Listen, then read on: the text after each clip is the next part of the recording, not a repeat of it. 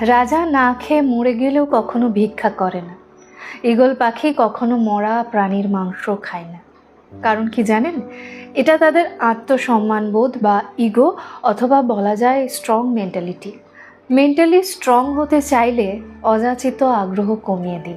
মেপে কথা বলুন ও চলুন। কেউ যদি বলে বেশি কথা বলে, তবে তার সাথে কথা বলা কমিয়ে দিন।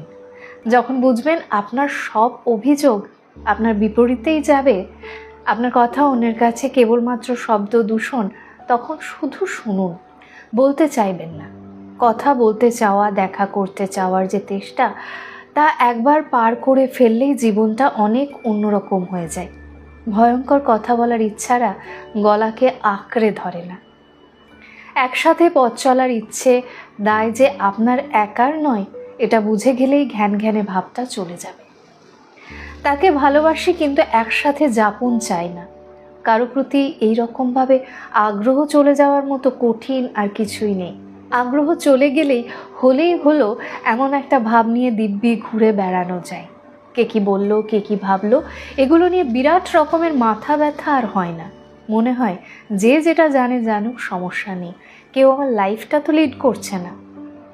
অন্যের কাছে গুড ভাইবস বজায় রাখার জন্য মানুষ অনেক কিছু হারিয়ে ফেলে। এমনকি গুড ভাইবস বজায় রাখতে রাখতে অনেকে মাঝ বয়সে এসে জীবন অবধি হারিয়ে ফেলে।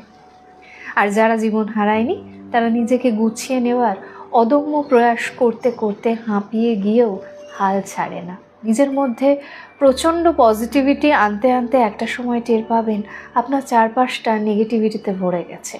পজিটিভ মানুষ যেমন দেখতে সুন্দর, তেমনই তার স্ট্রাগলও বেশি।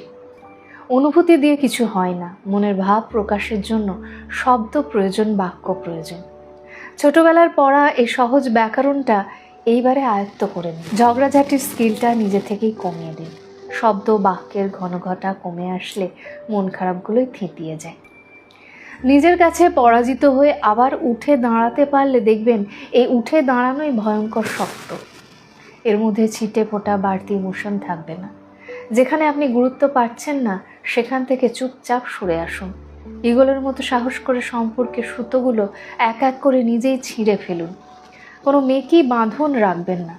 যে কাজটা করতে যাচ্ছেন তাতে সবচেয়ে বেশি কষ্ট পাবেন জেনেও করুন। একটা সুন্দর ভবিষ্যতের দায়। নিজের শান্তি বজায় রাখার জন্য